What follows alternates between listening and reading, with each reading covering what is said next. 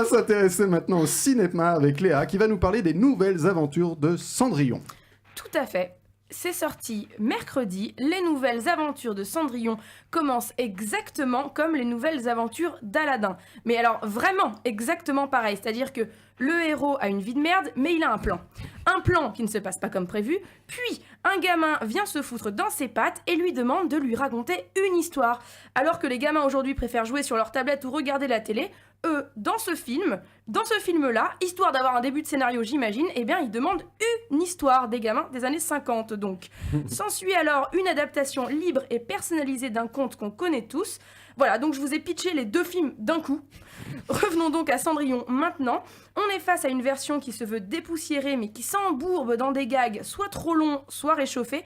Et encore, je dis réchauffé, je suis bien sympa, parce que si les anachronismes et les références pop façon Mission Cléopâtre peuvent éventuellement passer pour une inspiration, et je dis bien éventuellement, pour Bridget Jones, on a carrément affaire à un plagiat en bonne et due forme, des plans, des répliques, du décor, de tout finalement. De plus, le côté mise en abîme permet toutes les facilités scénaristiques possibles, ce qui, en plus d'être redondant et lassant, n'apporte rien, mais alors rien, à un récit dont on devine la fin dès les premières minutes. Les comédiens ne sont malheureusement pas là pour sauver les dialogues, mais pour les subir, à l'exception peut-être de Josiane Balasco, qui de toute manière n'est jamais franchement mauvaise, et de sa fille Marie-Lou Berry, qui ne joue pas sa fille. En plus d'être très belle et toujours pétillante, elle offre une fraîcheur solaire à un rôle franchement grotesque.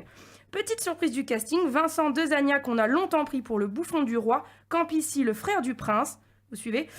Il est enfin sincère, juste et capable de porter sur les épaules un vrai rôle à enjeu. Enfin, je dis ça histoire de souligner son talent, parce qu'entre nous, l'expression « rôle à enjeu » n'a pas grand-chose à faire dans cette chronique. On notera aussi la présence d'Andy Cock, qu'on adore toujours, même dans les pires films. Enfin, pour clôturer mon paragraphe casting, car oui, je me fais des petits paragraphes quand j'écris, surtout quand j'ai strictement rien à dire sur un film, mais qu'il faut que je cause pendant 3 minutes pour que l'émission ne finisse pas en avance.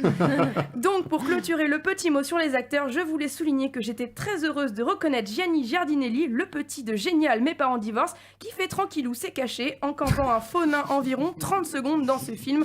Allez, encore 42 cachets pour renouveler chez Statistique. Bon, je suis un peu ingrate avec ce film parce qu'il est quand même franchement mieux qu'Aladin. Il est surtout plein de bonne volonté. Il y a vraiment des super idées pop qui sont drôles, piquantes et référentielles sur le papier. Mais malheureusement, ça ne prend jamais, à part peut-être la meilleure référence de Balasco au Splendide, la meilleure référence du monde. Mais comme j'étais la seule à rire dans la salle, je pense que soit la vanne est tout simplement naze, soit il n'y a que moi qui l'ai comprise, je ne sais pas. En bref, n'y allez pas, ça vaut pas le coup. Évitez Cendrillon. Avec tout ce qu'il y a au cinéma en ce moment, vous trouverez forcément chaussures à votre pied. Oh, bien joué.